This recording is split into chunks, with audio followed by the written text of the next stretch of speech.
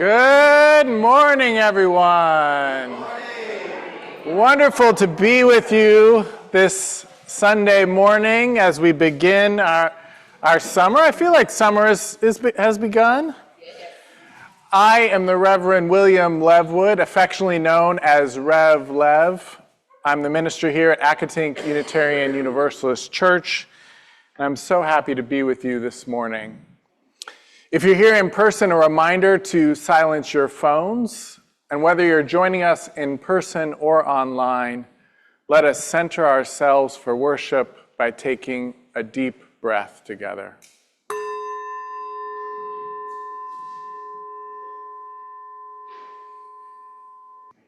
We open and welcome to the ancestral people of this land, acknowledging that our church, like all of Burke, rests on the unceded territory of the Manahoac tribe of the Great Sioux Nation. We seek healing and the realization of justice with the people of this land who live on in their descendants, the present-day members of the Monacan Indian Nation, the Patawomic Indian Tribe of Virginia, and the Piscataway Indian Nation. We honor the ancestors as we move toward healing so that all, together, shall one day know true justice. Accotink Unitarian Universalist Church. I am Nancy Melito. My pronouns are she, her, and I'm happy to be your worship associate today. This congregation is a welcoming and inclusive spiritual home where we inspire each other to live our values. Together, we care in community, grow in spirit, and act for justice. Whether you're a longtime member or a newcomer or something in between, we're so delighted you decided to join us today. Welcome! I invite you now to rise in body or in spirit for our chalice lighting.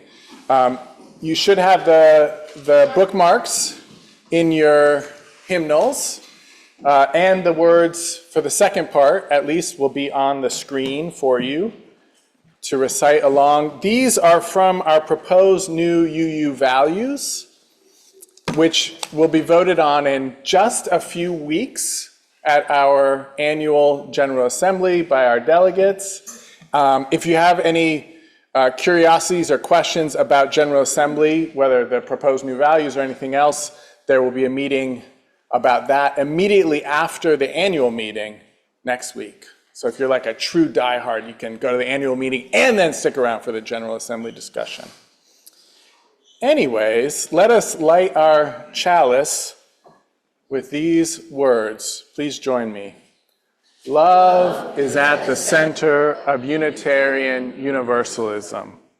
Love is a practice of our living tradition. As Unitarian Universalists, we covenant to help everyone flourish, honor the web of life, be beloved community, cultivate generosity, celebrate diversity, transform the world with love. So that's a shortened version of the first line of those new values, just to be clear. So this month, our theme is renewal. Our Soul Matters theme is renewal. And today, we're going to talk about Hygge in summer. Next Sunday is an auction sermon. I auctioned off both a main theme and a sub-theme. So I'm going to be talking about, does God have a gender? Isn't that appropriate for Pride Month? Does God have a gender? And then the sub-theme that I'm going to need to work into that is, how do we approach those difficult conversations when somebody says something and we really disagree and we're unsure how to approach that? So does God have a gender? Could be one of those conversations, couldn't it? Yeah, so we'll explore that next week. The following Sunday, we're going to try something new and different. We have, as Unitarian Universalists, a water communion. We have a flower communion. This year, we even tried out doing bread and cider communion in November. We also have our blessing of the animals in this congregation that we do in October, and other congregations do that as well. So this, on the 16th, 2 Sundays from now, we're going to try a berry communion. So just like flower communion, you have to go berry picking between now and then. I'm just kidding. You don't have to go berry picking. We'll provide the berries, an assortment of berries, and we'll celebrate the entry into summer by enjoying the fruit of the earth given freely through the form of berries, expression of generosity. So that's what we'll do in 2 weeks. And I think berries and berry picking just might qualify as Hygge in summer. But we'll talk about that a little bit more. All right. Did anybody notice this trunk right here? This is our Wonder Box, renamed for this year our Gift Box. Can I have some folks come up? Yeah, I see somebody knows what's up, already getting out of her seat. So come on, I need more people. You would be surprised how heavy this lid is. It's really heavy. Come on, I need some help. All right. Adults are welcome too. Okay, help me open this up so we can see what's in here. Come on, get ready.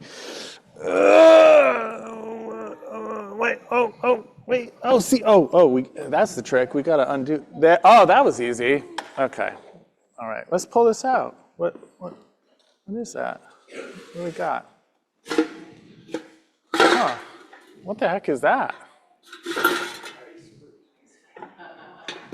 Ice cream? This is not ice cream. I hate to break it to you, Dale. It makes ice cream? Did you know that? Yeah? That's right. This is an ice cream maker. How the heck does it work? Any idea? Okay. I didn't grow up with an ice cream maker like this myself, so I'm not too clear on how to do it. I have instructions, but does anybody know how we do it? Rock salt, okay. Where does that go? Anybody know? Around? Okay, I see people, that goes around. Okay, rock salt. What else? Ice, and ice goes around. Okay, so we put rock salt and ice into here, into the big bucket. Cream and sugar, into there? Oh, into this. Okay, cream and sugar goes into this, okay. And then you wave your wand and, oh, okay, you put the paddle on, okay, and that attaches, okay, you turn and turn. Okay, this one doesn't turn too well. I don't recommend using this one, it's a little bit rusty. But we turn and turn. My instructions say that you have to turn in a clockwise direction. I don't know. I don't know if that's true or just a preference.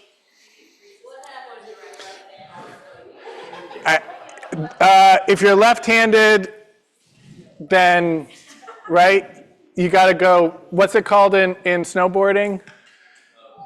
Goofy foot. You got to do the goofy foot version with the handle.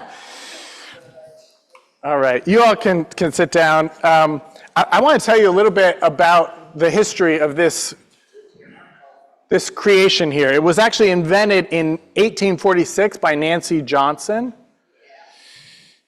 And it may have been, before that time, ice cream was something really only aristocrats were able to enjoy. It may be that this is what made it available for the masses. And after the turn of the century, street vendors known as hokey pokey men peddled their confections to eager young customers.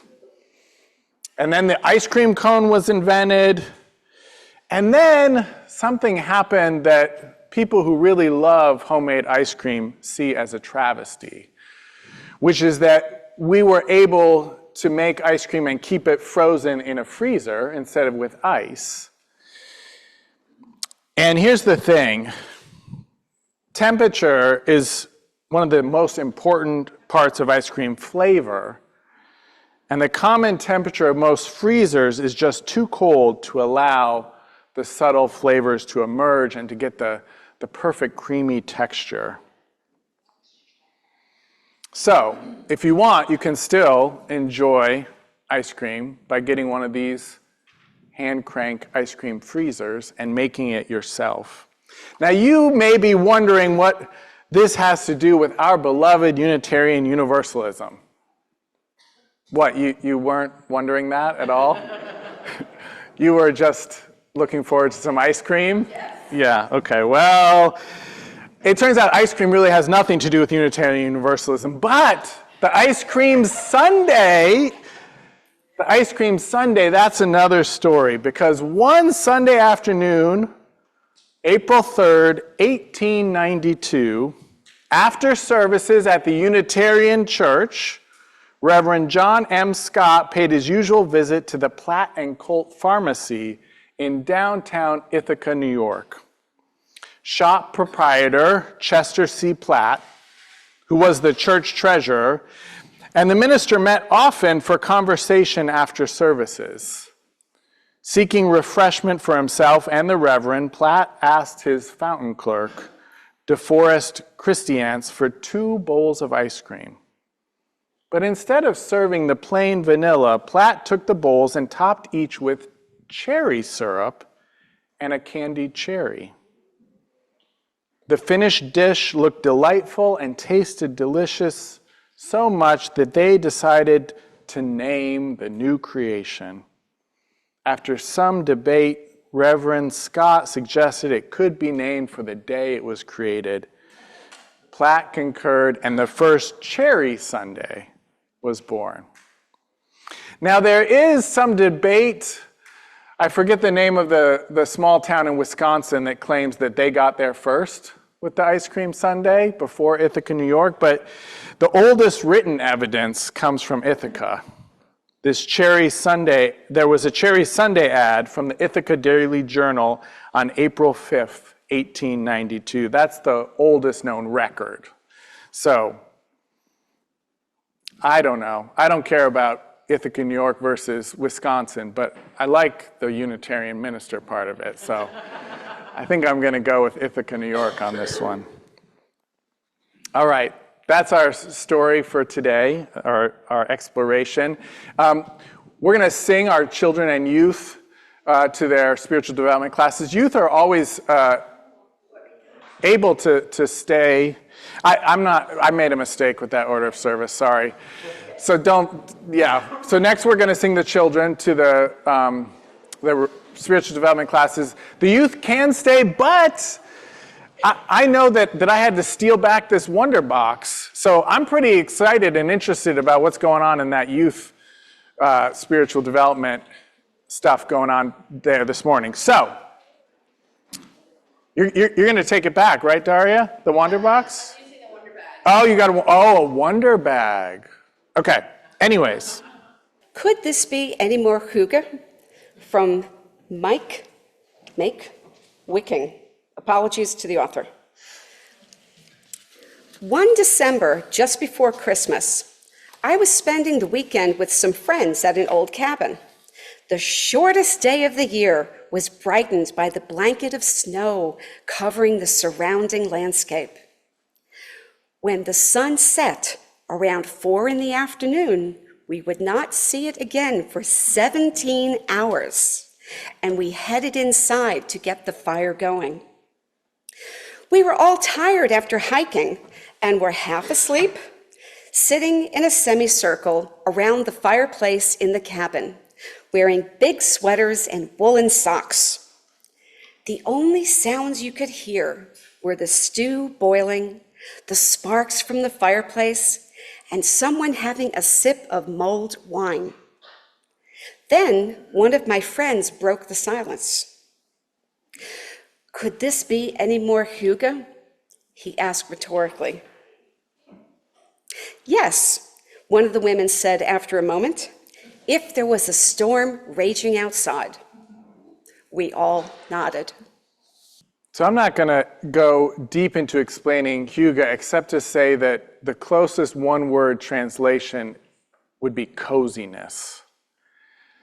It's this Danish practice of creating coziness in multiple ways with candles and fireplaces and hot mugs of whatever you prefer to drink, and close companions gathered around in that cozy warmth of fellowship and literal cozy warmth.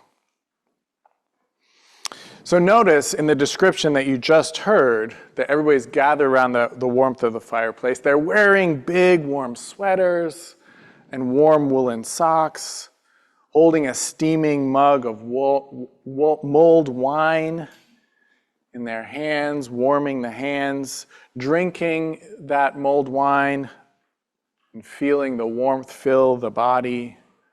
Cozy, cozy, cozy.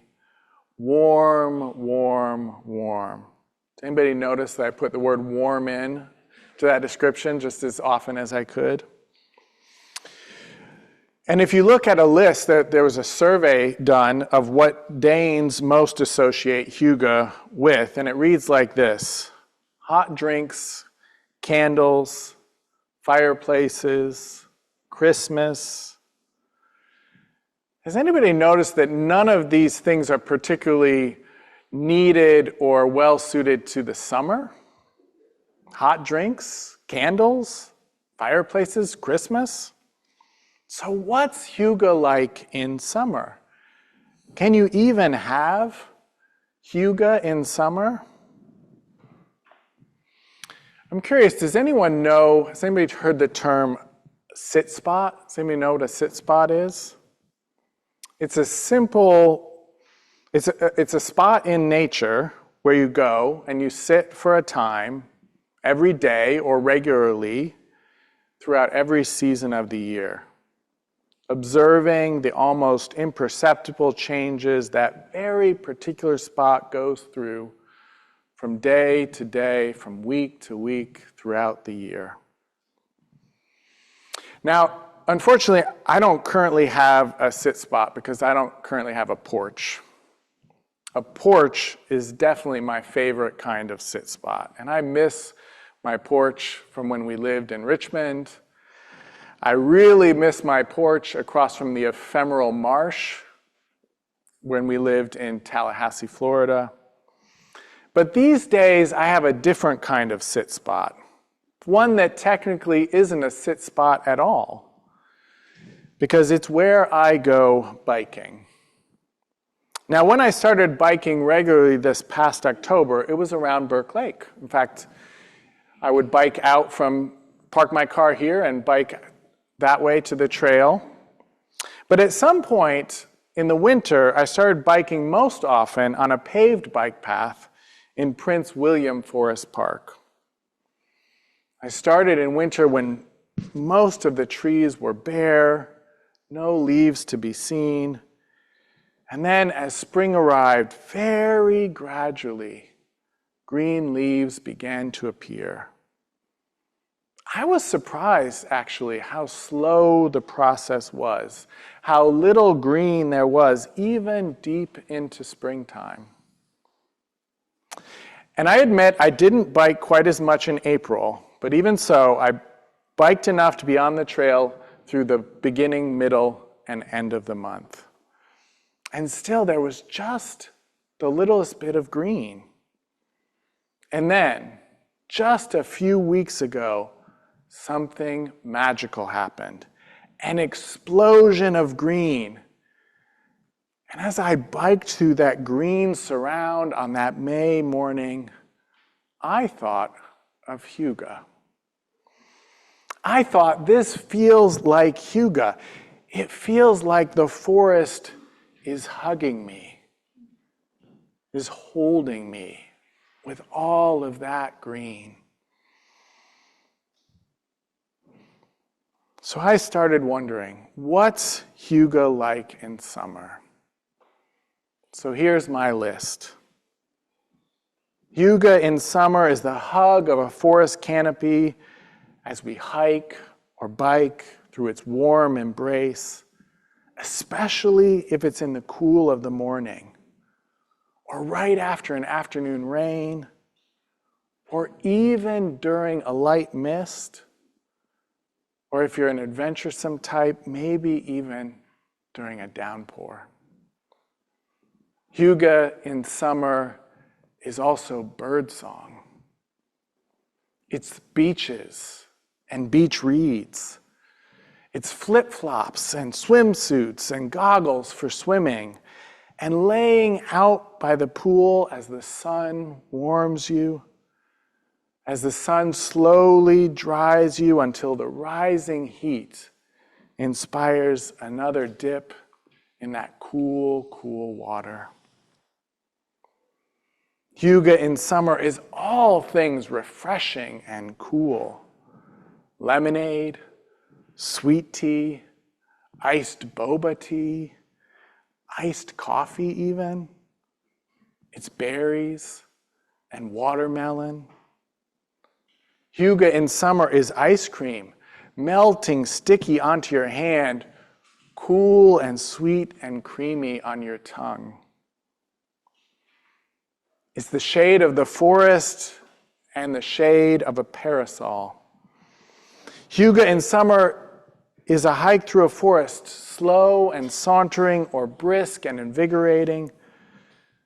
But Hygge in summer is also sitting in the shade of a parasol by the pool, or in a rocking chair beneath a covered porch, enjoying ice-cold lemonade or tea, sweet or unsweet, as the afternoon shadows move across the ground, or the changing colors of the sunset spread across the sky.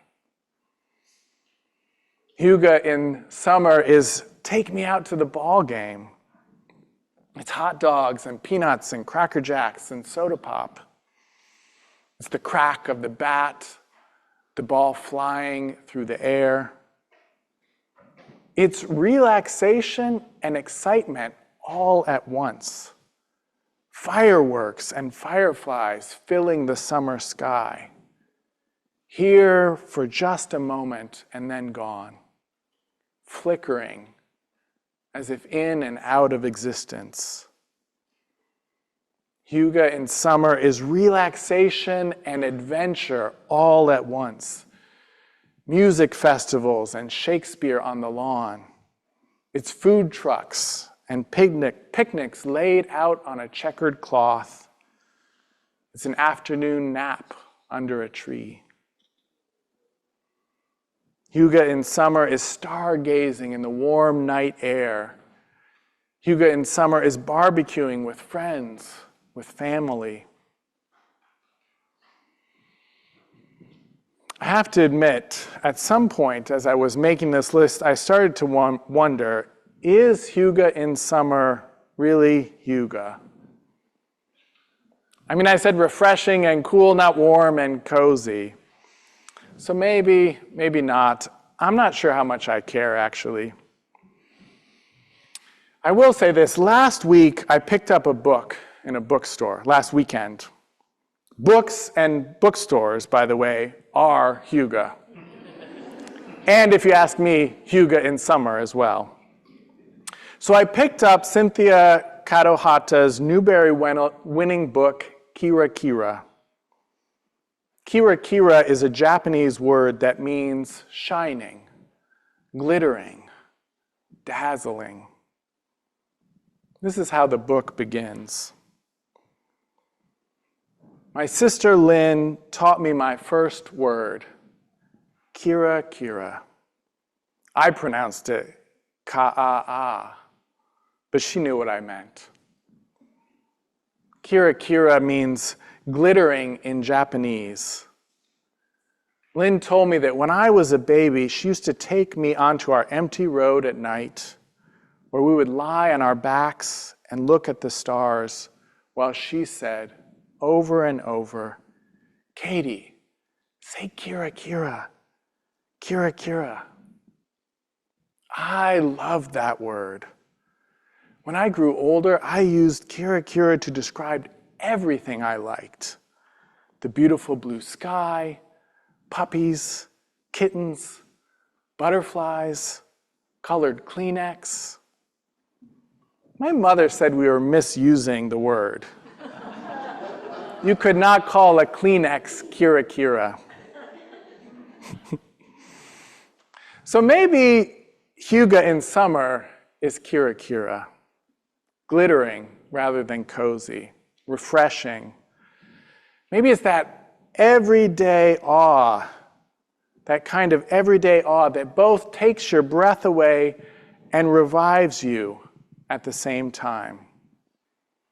The silent spring that fills the soul, that reminds us of our wholeness, our holiness, and the wholeness and holiness of life and all the earth, so that our hearts sing, seeing how love fills the earth, how with every breath comes a new rebirth. Relaxation and adventure all at once, the ordinary that is also wondrous.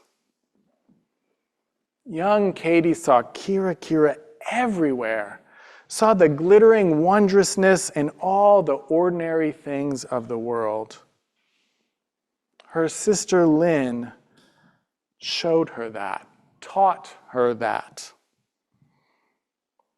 At one point in the book, Katie shares a memory, noting that she liked to see how her sister Lynn's memories were the same as hers, but also different. One of my earliest memories is of the day Lynn saved my life. I was almost 5, she was almost 9. We were playing on the empty road near our house. Fields of tall corn stretched into the distance wherever you looked. A dirty gray dog ran out of the field near us, and then he ran back in. Lynn loved animals. Her long black hair disappeared into the corn as she chased the dog. The summer sky was clear and blue. I felt a brief fear as Lynn disappeared into the corn stalks. "Linny!" I shouted. We weren't that far from our house, but I felt scared. I burst into tears. Somehow or other, Lynn got behind me and said, "Boo!" And I cried some more. She just laughed and hugged me and said, "You're the best little sister in the world." I liked it when she said that, so I stopped crying. The dog ran off. We lay on our backs in the middle of the road and stared at the blue sky. Some days, nobody at all drove down our little road. We could have lain on our backs all day and never got hit. Lynn said, "The blue of the sky is one of the most special colors in the world because the color is deep but see-through, both at the same time." What did I just say? The sky is special. The ocean's like that too, and people's eyes. She turned her head toward me and waited. I said, "The ocean and people's eyes are special too." That's how I learned about eyes, sky, and ocean. The three special, deep, colored, see-through things. I turned to Linny. Her eyes were deep and black, like mine. The dog burst from the field suddenly, growling and snarling. Its teeth were long and yellow. We screamed and jumped up. The dog grabbed at my pants. As I pulled away, the dog ripped my pants and his cold teeth touched my skin. "Ah!" I screamed. Lynn pulled at the dog's tail and shouted at me, "Run, Katie, run!" I ran, hearing the dog growling and Lynn grunting. When I got to the house, I turned around and saw the dog tearing at Lynn's pants as she huddled into a ball. I ran inside and looked for a weapon. I couldn't think straight. I got a milk bottle out of the fridge and ran toward Lynn and threw the bottle at the dog. The bottle missed the dog and broke on the street. The dog rushed to lap up the milk. Lynn and I ran toward the house, but she stopped on the porch. I pulled at her, "Come on." She looked worried. "He's going to cut his tongue on the glass." "Who cares?" I said. But she got the water hose and chased the dog away with the water so it wouldn't hurt its tongue. That's the way Lynn was. Even if you tried to kill her and bite her leg off, she still forgave you. This is what Lynn wrote in her diary from that day. "The corn was so pretty. When it was all around me, I felt like I wanted to stay there forever. Then I heard Katie crying, and I ran out as fast as I could. I was so scared. I thought something had happened to her. Later, when the dog attacked me, Katie saved my life." I didn't really see things that way. If she hadn't saved my life first, I wouldn't have been able to save her life.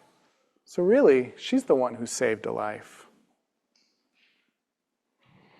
I share that to point out that Hygge in summer, Kira Kira, this is something that we make together. That this glittering wondrousness in the ordinary can be found even when a dog is tearing at your legs and you're huddled, helpless, vulnerable, needing help. We make the world together. Whether Hygge in summer is really Hygge or should be called Kira Kira, and whether Kleenex is Kira Kira or not, we make the world together. We make the world cozy together, refreshing together, relaxing together, ordinarily wondrous together, glittering together. We make the world together. In the Hygge Manifesto, Make Viking, I don't know how to pronounce his name either, Make Viking, tells us that Hygge is about atmosphere and pleasure and peace and security and comfort.